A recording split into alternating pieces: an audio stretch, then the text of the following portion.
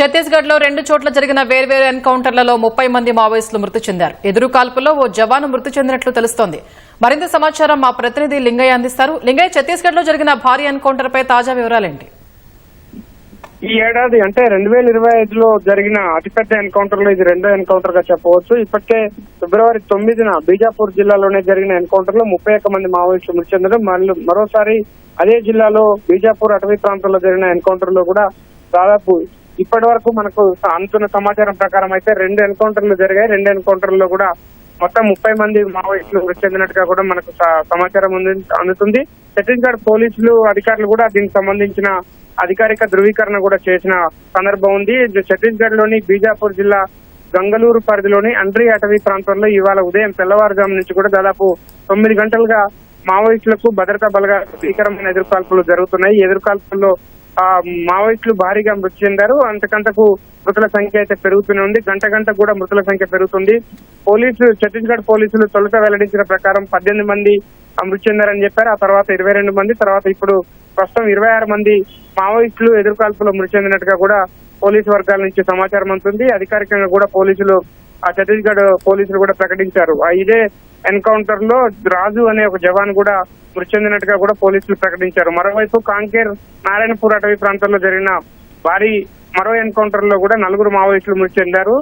ఇవాళ తెల్లవారుజామున జరిగిన ఈ ఎన్కౌంటర్ లో మొత్తం 4 మావోయిస్టులు మృతి చెందినట్టుగా కూడా పోలీసు వర్గాల నుంచి సమాచారం ఉంది.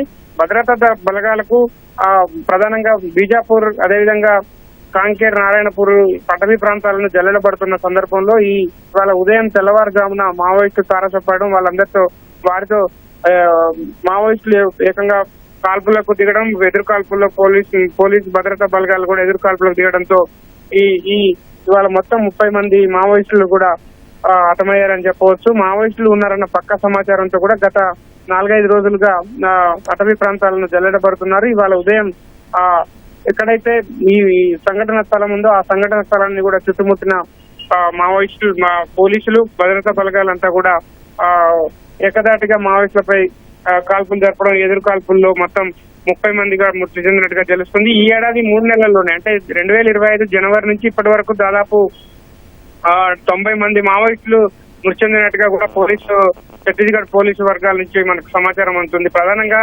3 ఎన్కౌంటర్లు జరిగాయి. 3 ఎన్కౌంటర్లో కూడా 70 మంది మృతి చెందితే మిగతా 1-2 చోట్ల జరిగిన ఎన్కౌంటర్ లో మరో 20 మంది, అంటే దాదాపు ఈ 3 నెలల్లోనే 90 మంది మావోయిస్టులు మృతి చెందడం ఇది ఛత్తీస్గఢ్ పోలీసులు భద్రతా బలగాలు సాధించిన విజయంగా కూడా ఛత్తీస్గఢ్ ప్రభుత్వం కావచ్చు, కేంద్ర ప్రభుత్వం కూడా పేర్కొంటుంది. కాసేపటి క్రితం కేంద్ర హోంశాఖ మంత్రి అమిత్ షా కూడా ఇది భద్రతా బలగాల విజయం అని చెప్పి ఒక ప్రకటన విడుదల చేశారు. 2026 మార్చి 31 కల్లా మావోయిస్టు రహిత దేశంగా కూడా చేస్తామని చెప్పి, మావోయిస్టు రహిత ఛత్తీస్గఢ్ చేయడమే లక్ష్యం అని చెప్పి కూడా కేంద్రం ప్రకటించడం, మరోవైపు ఏకంగా 30 మంది మావోయిస్టులు మృతి చెందడం మాత్రం మావోయిస్టులకు తీరని గట్టి ఎదురు దెబ్బగా చెప్పవచ్చు.